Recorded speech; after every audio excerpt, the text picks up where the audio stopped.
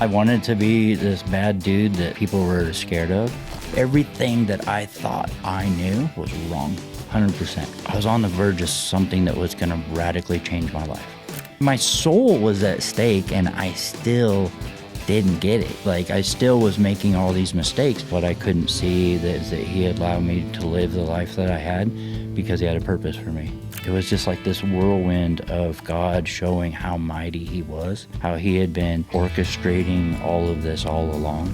God made himself so much bigger and so much more powerful. So now I really want to dive in and I want to do whatever he leads me to do. What Jesus did for me, it's radically changed my life.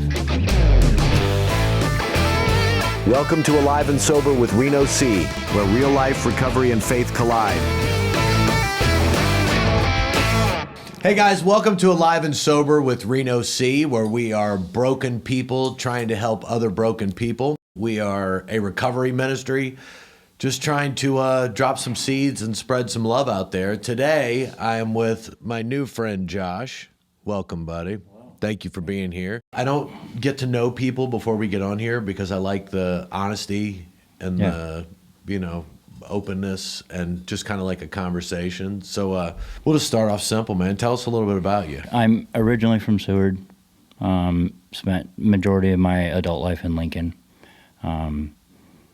Just in a nutshell, just someone who wasn't a believer, became a believer just through life. Jesus found me and changed my life.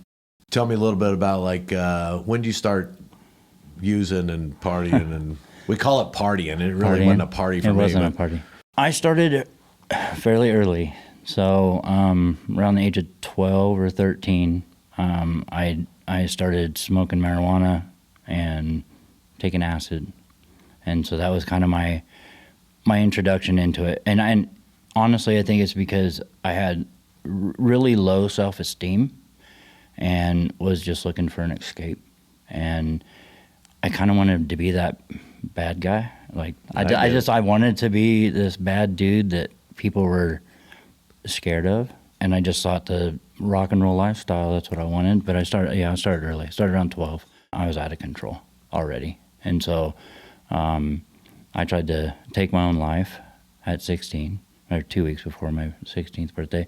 And that resulted in a major car wreck. And so had to go through a bunch of surgeries, reconstructive surgeries on my face. And I was sober during that time.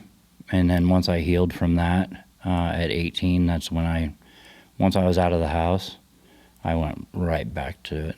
Yeah. And this time I went full blast. I started with cocaine, and then I was kind of messed up with a biker club, and so I knew some guys there, and so I asked them to show me how to do IV, and so switched to meth at that point and started using IV, and then that addiction lasted all the way through till I was 42 years old. So wow, dude, 25 years. Yeah. Of shooting up meth. Yes. Dude. Yeah. But back then it wasn't meth. It was crank. Yeah. Yeah. But it changed over the years. But so then you're in the throes of addiction, right? Mm-hmm. Did anything turn you to get help? How did you get from the throes of addiction into the man you are now? Something had to have happened, right? Yeah. So in my early 20s, like I said, I wanted to be that bad guy, that person that people were scared of. So I got into witchcraft and Satanism, not because I believed, because I didn't believe. I didn't believe Satan was real. I didn't believe God was real. So got into that stuff. Didn't realize I was opening a door to a spiritual realm that did exist. And so I went through years, decades of demons, and not demons like people talk about with emotions or sin that they did in their past and call it a demon. I'm talking literal demons. They were around me. I could interact with them, physically touch them, all kinds of stuff. And so I was really kind of losing my mind, and no one could see or experience what I was experiencing. And after 20 some years of doing this, I was searching for a way out. And I couldn't, everywhere I turned, I went through the different 12-step programs, and I went through treatment, and I did all of that. But when you're not a believer in any higher power, let alone, I didn't believe in any of it. So nothing stuck, like nothing worked.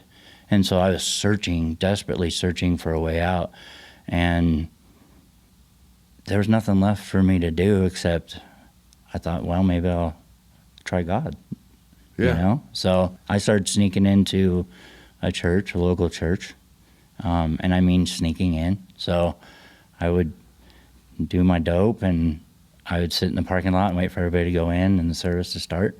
And I would sneak in and kind of listen. And what led me there, though, was everywhere I went, I could go to a gas station and I could hear people on the side talking, and they're talking about this relationship with Jesus. Or I'd open up my phone and I somehow would have videos of somebody talking about this relationship with Jesus. And I always thought, how can you have a relationship with someone who isn't there? Right. He's not here. Like, I didn't think he was here. And so... Was it that you can't touch it, feel it, so right. it's not real? I could see demons. I could feel demons. At that time, I didn't know what they were. I didn't call them demons then, because I didn't know what they were. Right.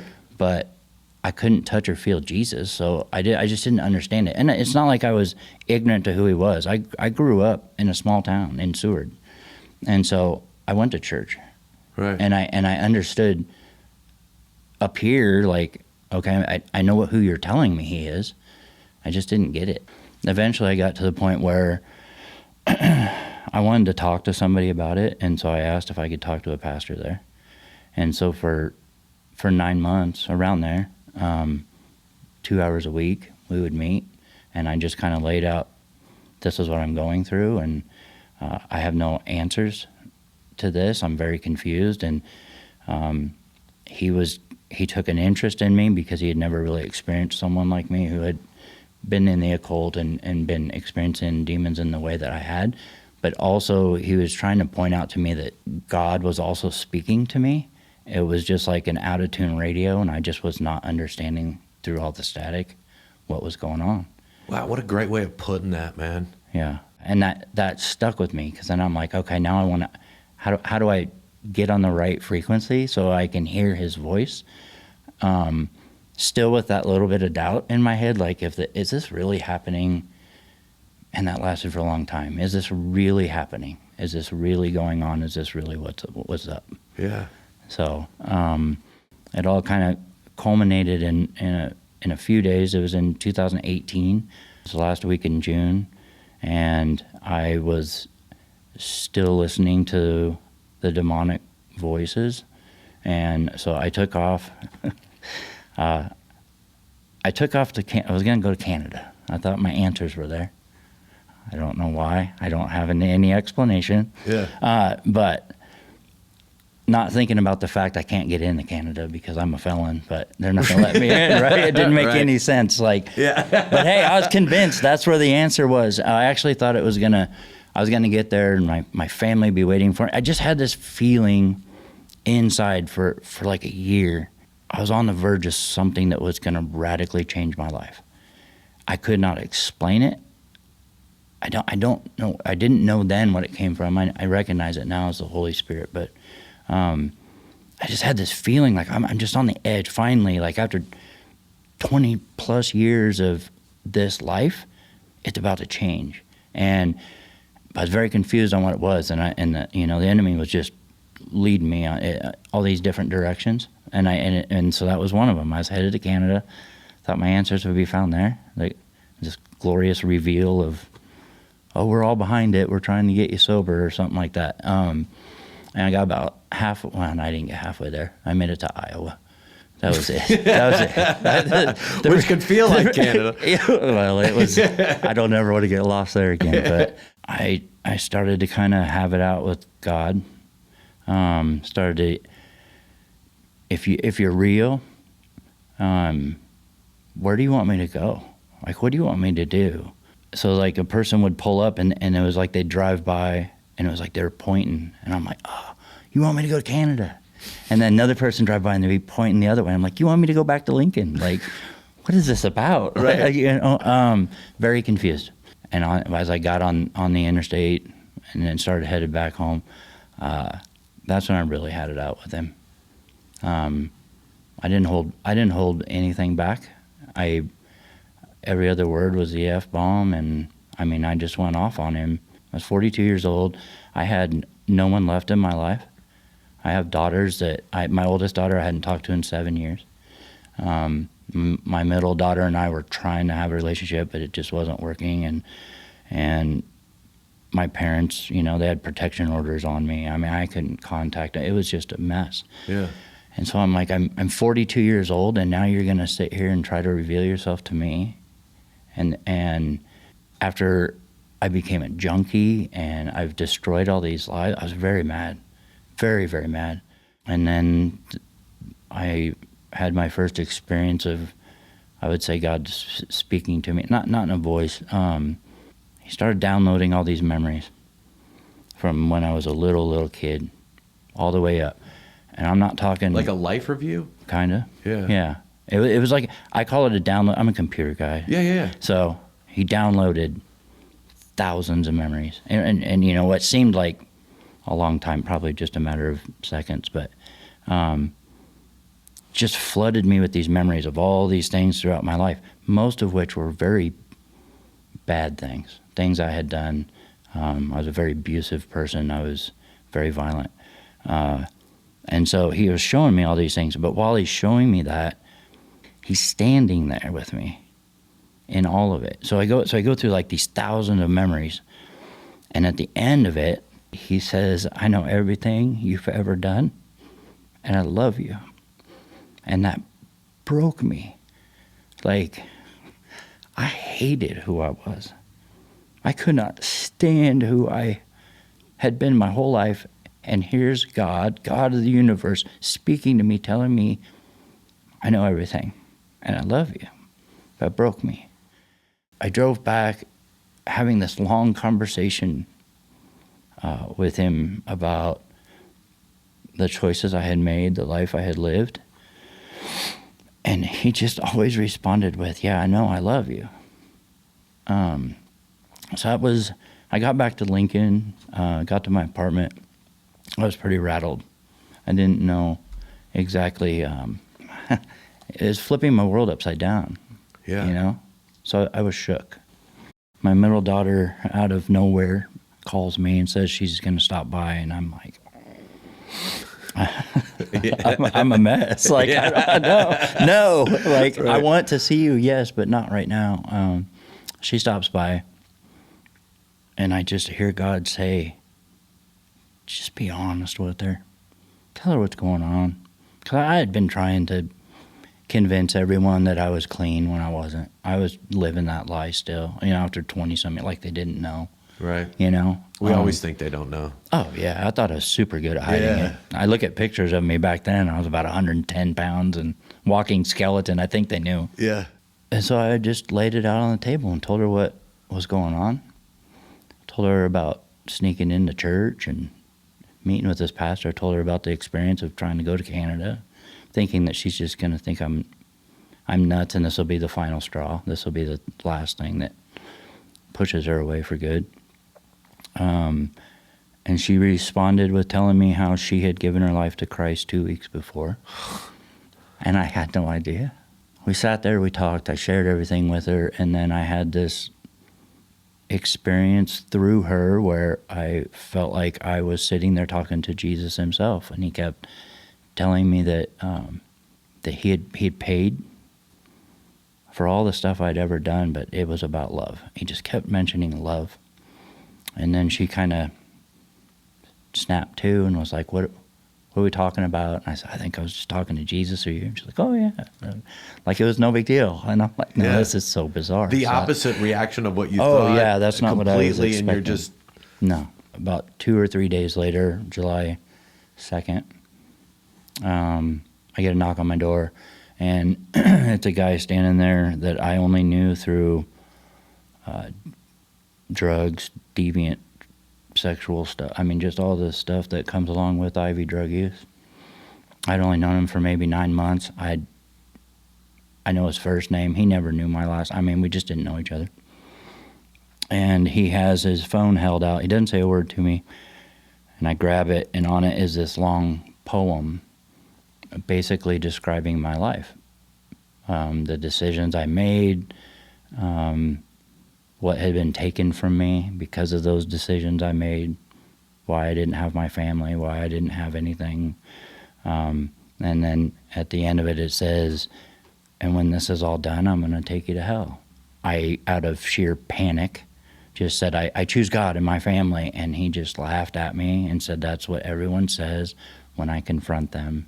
You made these choices. I gave you what you wanted. God can't forgive you. And then he just started rattling off very specific things that I had done in my past that no one knew about. And I mean no one.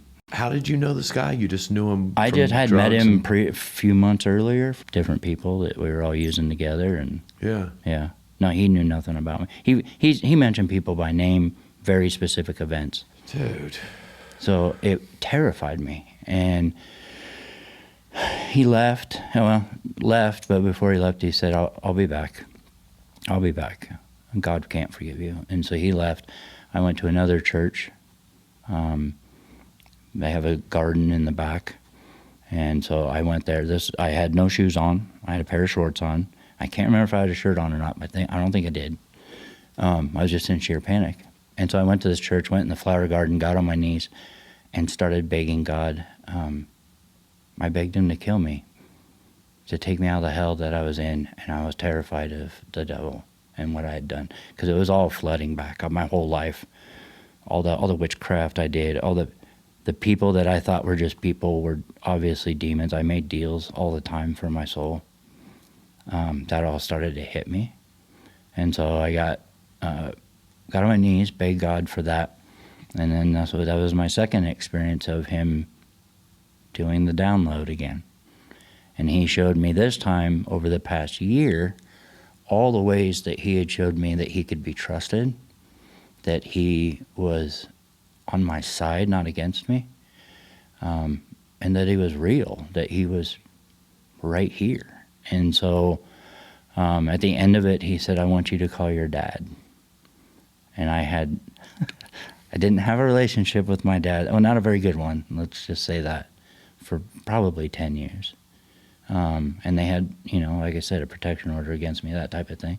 3 years before, when I was in jail, I had gone to a Bible study to get out of my cell, not because I wanted anything to do with God, but because I wanted something different in jail. Right. And that pastor had given me a pamphlet to read about the Prodigal Son. And so as God's telling me to contact my dad, I'm sitting there thinking, he said, call your dad. And I said, no. And he said, you can trust me. You cannot trust the enemy. You can trust me. Call your dad. And so I did what anyone would do. I texted instead. So,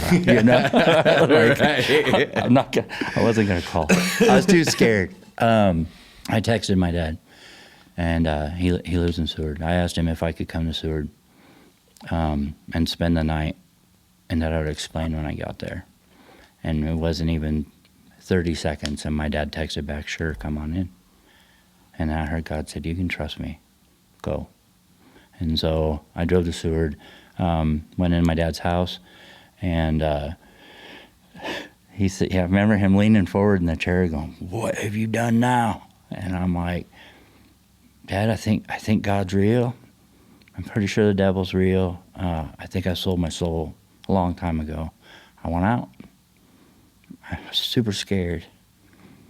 I want out. I want this to be over. And he said, I think we all have to come to that conclusion at some point in our lives. I'm glad you're home. And he called my brother and my sister. We had supper that night together. And it didn't dawn on me at the time, but this was my prodigal son. Yeah, dude, I mean, you're nailing the story. Yeah, it's like I did not. Other than the cell phone, you pretty much got it. Yeah, I didn't get it. Like, I didn't get it then. my siblings, my brother and sister are quite a bit younger than I am. My brother is 14 years younger than I am. And so him and I went and we drove around the country to go look for deer, and it wasn't to go look for deer. He really wanted to know why I was back. What are you doing here? What's your angle? Right. You know? It's hard to rebuild that trust, man. Yeah. I don't blame him. No, you I get it. know. Yeah. He has every No, right absolutely. to doubt my intentions. And so I just explained it to him. This is the guy I am. This is what I've done. And I spilled everything. Like, I didn't hold anything back. And so at the end of the conversation, he just asked me, what are you going to do? And I said, I don't know. And by this time, we had made it back to my parents' house, and my dad heard some of the conversation, and he goes, I think your brother's asking you if he can spend the night with you. And so he goes, is that what you're asking? I said, yeah. And he goes, yeah. So I spent the night with him. The next morning, well, he got to experience firsthand throughout the night how deep I was into the demonic stuff, because I've tortured for decades from nightmares, and demons attack me a lot at night. And so he saw that firsthand. And so then the next morning he was pretty scared at what he saw, but said he had prayed about it and that he felt that God wanted me to stay there. And then that's when I heard God for the third time, and he said, you can trust me, stay here. And so I stayed there. I didn't go back to Lincoln for almost 4 weeks. I just stayed there. When I did go back, I gave away everything I owned. I put it on the porch out in my front yard. I was terrified of my old way, and in that month I was in the Bible app. I was like, this had flipped my entire belief system. Everything that I thought I knew was wrong, 100%. So in that fear, it wasn't fear of God's power, it's fear of the enemy. From what little bit I had read, every time I opened it, it was about trusting God. Trusting God, trusting God, trusting God. And so I thought, I'm giving everything away, I'm going to put it all in his hands. And so I did. At the time, I smoked cigarettes, and so I went outside one morning to smoke a cigarette, and the neighbor lets their dog out, and she's like, good morning, how's it going? I'm like, terrible, I'm fighting demons, and the devil's after me. Like, yeah. So I'm like, oh no, don't tell her that, or she's going to think you're crazy. But she took her dog inside and came and grabbed my hands and prayed over me in the middle of the street. And as we were praying, I looked over, I saw her mailbox, and her mailbox had these 3 crosses on it. And I just thought, this is God. God's real. God's doing this. It took me a long time to fully believe it, even though all these things were happening. And I really couldn't deny it. We started talking. She wanted me to meet her husband, and I was just terrified of people. I was terrified. I wasn't used to being out in the daylight. Yeah. I was used to living in basements and trap houses, and so my whole life was. And so now I was like a newborn trying to learn how to follow God, but also how to interact with people. I couldn't look people in the eyes. Such a weird shift from being in the dark for so long. And so it's pretty terrifying. But anyway, we started this friendship, and eventually she kept, I want you to meet my husband and tell him your story, type of thing. And so I told her I was going to go see I have a much younger daughter that I had given up for adoption during my addiction. Her adoptive parents said I could come see her, which is very rare. Yeah. So I had told her, I said, no, I can't meet him. I'm going to go see my daughter. I gave her adoption. I go see Clover. And she just stopped, and she was like, you say your adoptive daughter's name is Clover? I said, yeah. Well, one of her moms wouldn't be Kylie. And I was just like, what? How do you know that? She's like, she was our best friend. She sold her motorcycle so she could get an attorney and adopt her daughter. I'm in a totally different town. These are people who live across the street from me. Dude. I'm telling you, it was this is God. God's making these connections. And so once these things started to unfold, it was just this whirlwind of God showing how mighty he was, how he had been orchestrating all of this all along, that this was part of his plan. But it didn't change the fact I was still really angry that he had waited so long. I did so much damage. I hurt so many people, and I just couldn't grasp why he would wait so long. And so for that first year, I wanted to know. Like, I just stayed so angry. I followed him. I was scared. Yeah. You know? It is scary, man. It's super scary. But I kept asking him why, and I wasn't perfect that first year. I didn't just go there, follow God, and I was sober. Like, I want to make that very clear. Right. You were still using? That first year, I would get a month or two under my belt, but the demons were so convincing. Like, would draw me back in all these different ways, draw me back, and I would use again. Every time I used, from July 2nd of 2018, every time I used, I spoke directly to a demon, and every time it was the same message. God can't forgive you. I've got you, and you're never going to get away from me. And so I relapsed probably, I would say 5 or 6 times in that first year. Every time it was just brutal and very hard to come back from. And then finally, after that, it was almost a year to the day. July 5th, 2019 is my sobriety day. And it was right at that time, right when I finally got clean, when God revealed to me that I was looking at all this in a wrong way. I was looking at it as if he punished me for my choices, and what I couldn't see is that he had allowed me to live the life that I had because he had a purpose for me, that he was going to use this very specific, dark life that I lived that most people don't know about,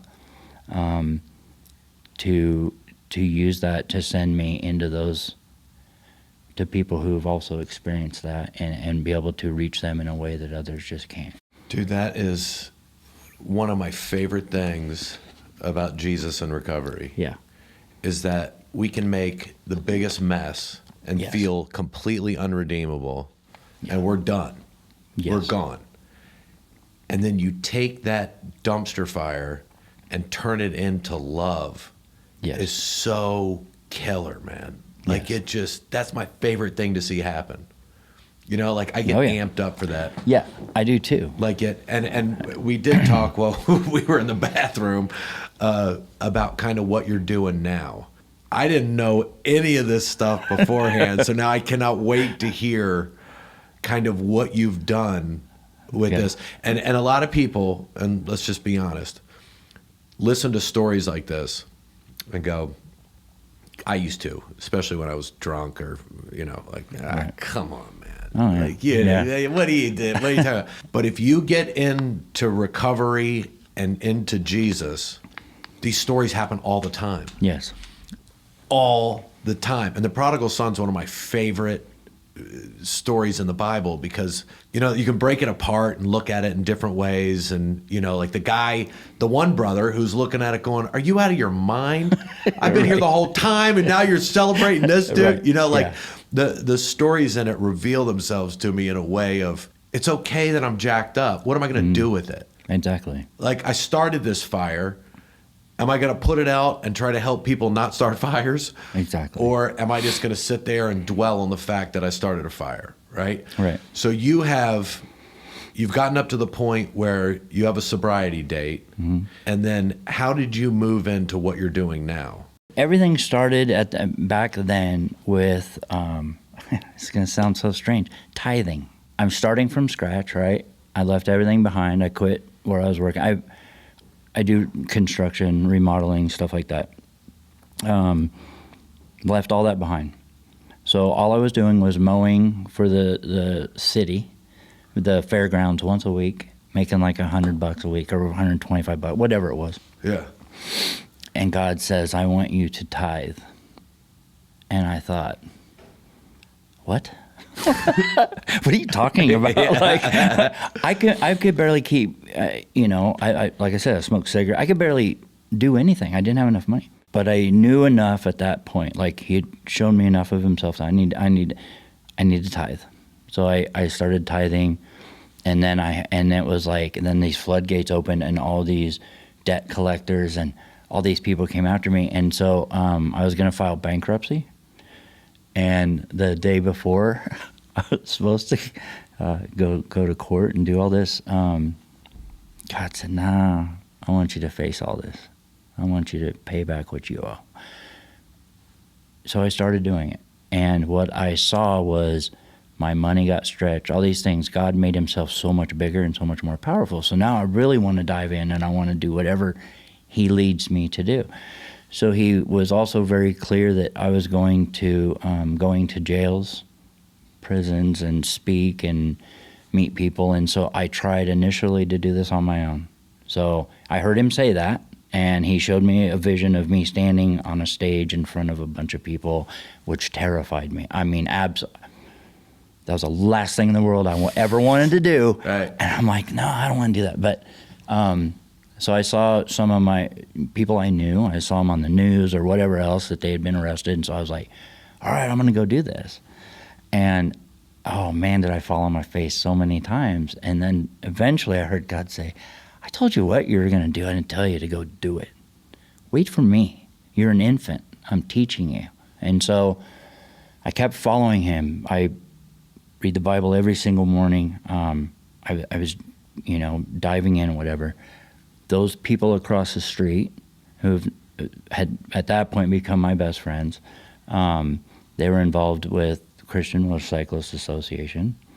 And so I've always been a biker, always, that was my life. And so I was curious about that. So they helped me walk into that avenue of ministry, riding motorcycles for Christ, totally different than what I used to do on motorcycles. Dude, I see guys in my recovery meetings that all of a sudden have a different vest. Yeah. So that was how I got started there. But we do so many things now. Also, the woman across the street, Carrie, she's a bailiff for the judge in Seward. And so Seward was getting drug court. And so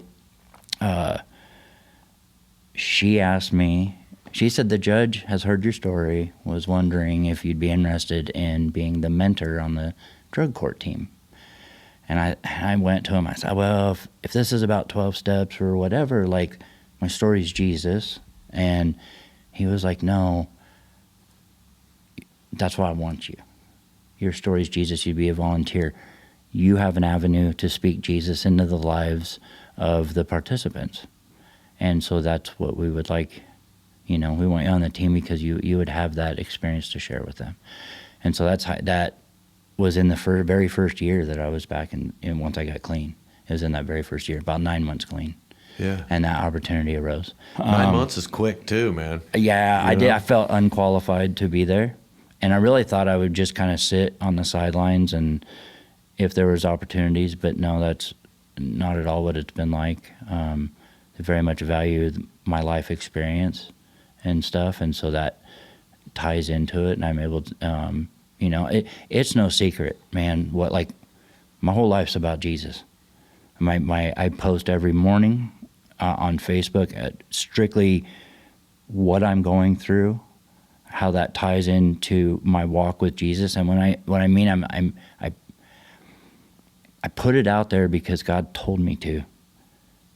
It's hard when you're going back to a small community who knew who I was, and now God's bringing me back, and all of a sudden I'm sharing very intimate details about my walk with Him, and that means the ups and the downs. I do not sugarcoat my walk with Jesus. I don't.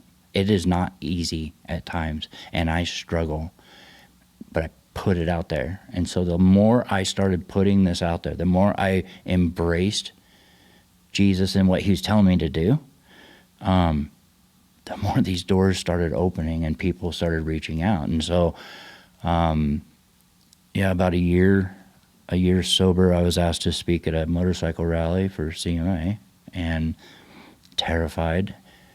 But it was that vision. It was that vision he had shown me where I'm standing on stage in front of these people. And that's where I got to really experience. Before we started this today, I told you that the Holy Spirit will come and right when we need him, and he's going to lead this. That was my first, speaking on that stage in front of those people was my very first experience of the Holy Spirit taking over. And I was sweating profusely beforehand, shaking. She wasn't my wife then, or my wife now. She was actually kind of scared, like, you'll be all right, you'll be all right. Nothing anybody said did anything. Right. About 2 minutes before, my friends came, they prayed over me, and it just came over me. I went up there, and God just used me as a vessel. And so I have that experience, and so I dug into that and fed off of that, and so started putting stuff out there that I can walk boldly in Christ, and I don't have to fear. And the reactions I've gotten are quite unexpected. Like I thought people would try to tear apart because I was a baby Christian when I start putting all this stuff out there. Yeah. It's hard to put it out there because I thought I'm going to have other Christians who are going to go, you're looking at it wrong, or you're doing it wrong, or whatever. I've never had that. I just have people who are like appreciative of the honest approach of just putting it out there, ups and downs. Yeah. All of it. Because it's honest. Yeah. I think they like that. But that's a problem, is that when people do it and aren't telling the truth. Yes. Like, especially if you kind of know somebody and they say something, I have trouble with that. Yeah. Like, even with myself.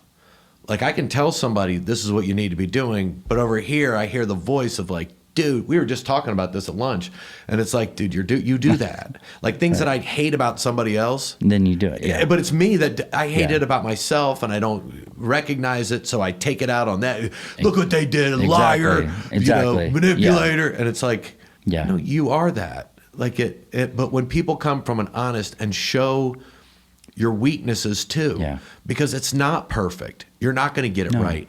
And when people go, you're doing Christianity wrong, shut up. Right. Somebody's on a walk, dude. Yeah. Why are you're gonna put them down while they're trying to get there? Exactly. Relax, look in the mirror, take care of yourself. That's what I need to do, at least. I just want people to see the truth.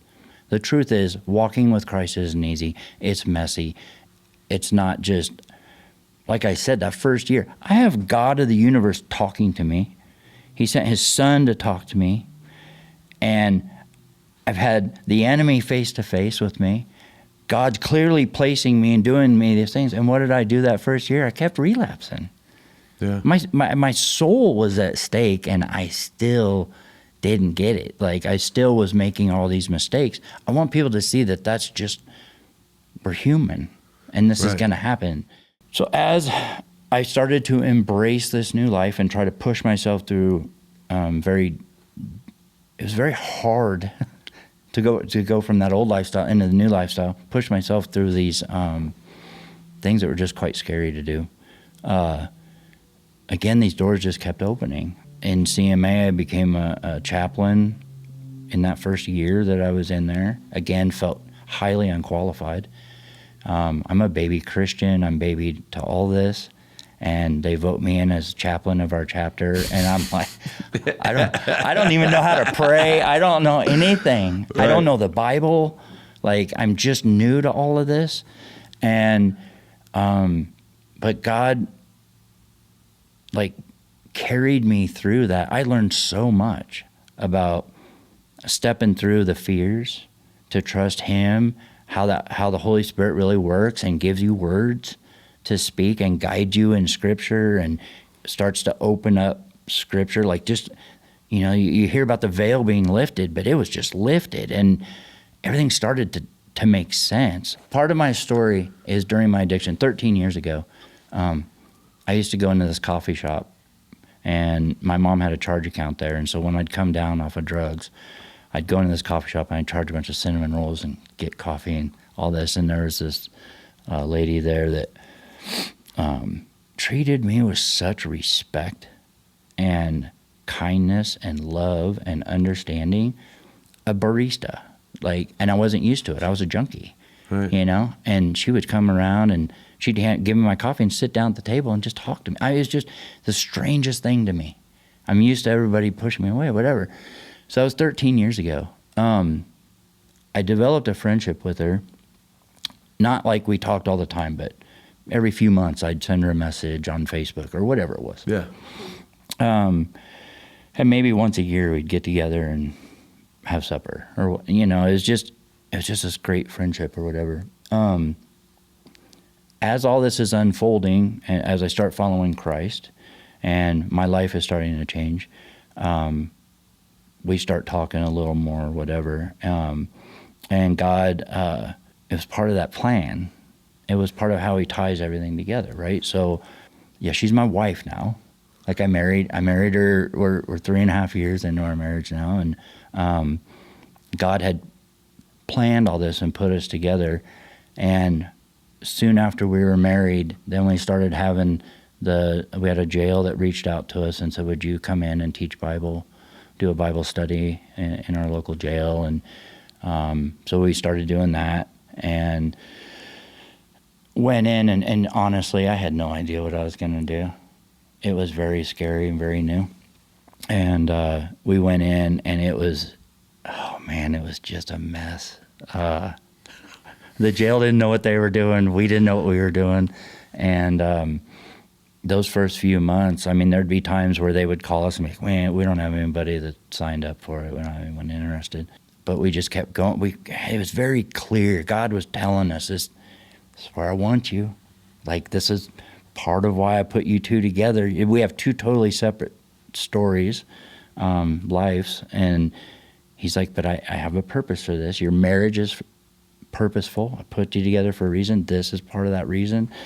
We just kept plugging away at it, just kept going. And every time we just pray, "All right, this is on you, Lord. You lead us." Yeah.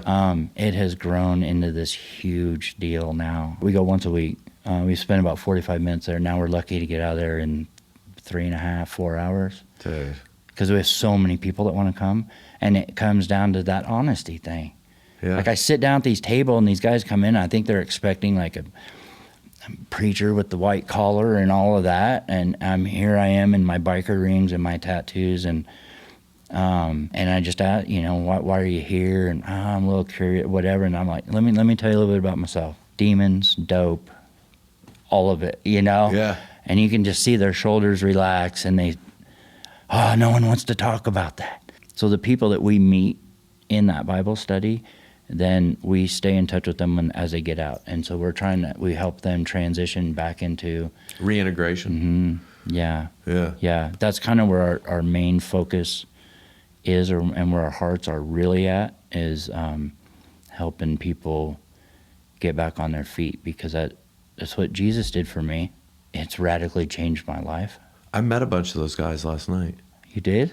I spoke at, they go and pick up dudes at the prison. Oh, yeah. And bring them in, and it's Yeah. a recovery meeting thing. Before I got in there, I was sitting there thinking about when I'd been to jail, or, which wasn't prison. And I was like, man, all right, I need to talk about this. And I'm a comedian by nature, Right. by Right. job. So I'm going okay, I'm going to do this joke, and then I'm going to tell this, and I do this, and I do that, and then they're going to show how tough I am and all this stuff and everything. And it's all this garbage in my head. And I keep having the thought, I was like, just be honest. Shut up. You're making this too hard. Just be honest. Right. I go in there and sit in there, and they do this thing where each person will say their name and what they'd like to do. So they did that before I spoke.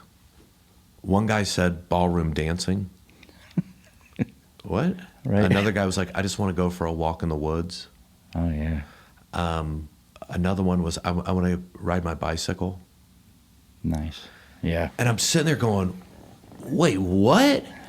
And it hit me of what I did in my addiction, right? Mm-hmm. I was sober for a little while. I go in, and this guy, I said this tons of times on here, but he basically said, he asked me, paraphrasing, how old were you when you started drinking? And I was like, I don't know, 12, 13. He goes, you're still 12 or 13. That's exactly where you're at. Yeah, maturity-wise. And as I was listening to those guys, I was looking at them where it's real easy to judge them, right? some people are like, throw them away, whatever. But as I was listening to them, one, I was like, I knew before going in, I very easily could have been them. I just didn't get caught doing a lot of the stuff I did, and whatever. We're the same. But it hit me how addiction stunts, because these guys are all in recovery, how it stunts. And when they'd say, I started drinking at 12, or I did, and we all stopped maturing. Yes. And then if you're in a 30-year-old body with an 11-year-old's maturity level, you're going to go to jail. I mean, that's just, how couldn't you? All the things you dream of doing 11, now you have the body to do it. Winner, chicken dead, you know what I mean? Like, I got it. It was really interesting. And I'm a firm believer that if you're breathing, you can be redeemed. I don't care what you did. Absolutely. I'm not, we were talking about this at lunch too. I do have a hard time with the pray for your enemies thing. Right. Like, it's like, I think everybody does. You know what I mean? Yeah. But so much of that stuff, when you go into an environment that you aren't familiar with, I never served time in prison, so I don't know what to expect. My fears were stupid. My anxiety about it was stupid. I get up in front of people all the time. I can talk to a room of addicts and drunks. I've just never done it in the prisons. Right. You know what I mean? Yeah. Exact same thing. I felt unforgivable. Like, I couldn't be forgiven. There's no way. Do you still fight that? Sometimes. Yeah. Okay. I also fight the leaving it at the altar a lot. Yeah. I do too. Just leave it. Yeah. And then so much of it is hard, but what I find is the more I learn about the Bible, I'm making it harder than it actually is. Exactly. My ego and my want to hold on to something, just because I don't drink or drive, just because I don't do that anymore, it doesn't mean I don't do other stuff that's bad. Exactly. You know what I mean? Yeah. Like, Oh, it's yeah. like, I ain't perfect. I'm not trying to, that's why I do this. I'm still broken. We all are. Some people, I've got it all together. No, you don't. You're the ones that are the most jacked up. Because I know I was. When I wouldn't admit it is when I was a terror. Listening to you talk, I just want you to know that you would do great doing a jail Bible study. Yeah? Yeah. I don't have to go back to jail. No, you get to walk out. That's the nice part. Yeah. What you're just saying is the exact message that we share with people in there is there's no hierarchy of sin. Yeah. Just because we're on this side of the table and you guys are in orange, all of us are in the same boat. Yeah. There's no difference. And I guess that's one of the things Casey and I talk about often when we share about what it's like for us. When we went in there, we had certain notions about the type of people we thought we would have the most difficult time with, according to their charges, type of thing. And what God did was place those people in our life right away, right in our Bible study. Met with them for, every week for 9 months. Came to love them in a way that I didn't know was possible for me to do. Genuinely care about these people, love them, genuinely love them, because I'm able to recognize by studying the Bible, by being with Christ, I understand that there is no hierarchy of sin. I'm just as guilty as anyone else sitting in there. It doesn't matter what. God sees it all the same. Sin is sin. And that's what we share with them. Like, sin is sin. And we're all in the same boat. Jesus died for all of us. For all of our sins. And that's what we share with them. That's our main message, is we're all in the same boat. This was really interesting, Josh. Yeah, appreciate it. I loved it, dude. I loved it a lot. You guys, thank you for listening or watching, whatever you're doing, watching Alive and Sober. If you think it can help you or help somebody else, shoot it to them. We're basically broken people trying to help other broken people. And never forget this. If nobody told you they love you today, I do. Thanks, y'all.